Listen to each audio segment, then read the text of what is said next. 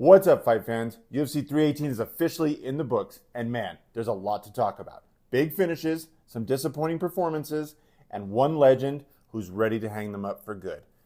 Let's break it all down, top to bottom. There were some great fights in the prelims. Jimmy Crute had a nice sub in round one. So did Ryan Spann. Carly Judas delivered a nasty TKO in round three with a vicious knee. Absolutely brutal. Atiba had a clean KO on the prelims as well. Other than that, it was a lot of decisions. One thing that really caught me off guard, Dan Ige versus Pitbull. That fight was surprisingly dull. I was expecting fireworks, but it just did not deliver. Kevin Holland. I was kind of surprised he had so much trouble with D-Rod.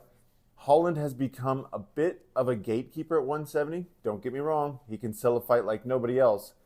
But when it comes to talented competition, he really seems to struggle. Michael Johnson versus Zell Huber was a pretty good scrap. Not great, but at least entertaining. Some people had Zell Huber winning. I'm not sure how.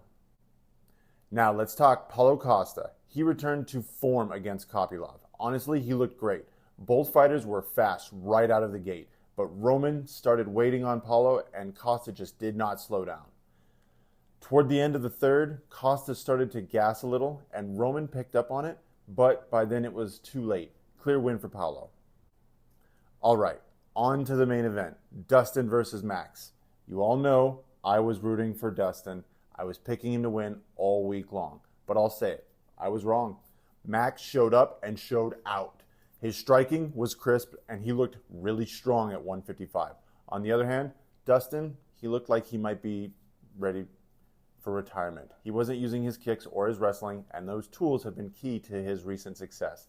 Even in the final 10 seconds when Max pointed to the floor, Dustin threw one or two punches and then clinched.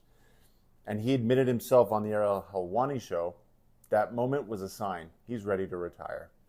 As someone who's been a big fan of Dustin, maybe it's better he lost so he doesn't go through one more war. The man's a legend. 48 professional fights, an interim UFC champ, and no one can take that away from him. Diamonds truly are forever, and I wish Dustin all the best in his retirement.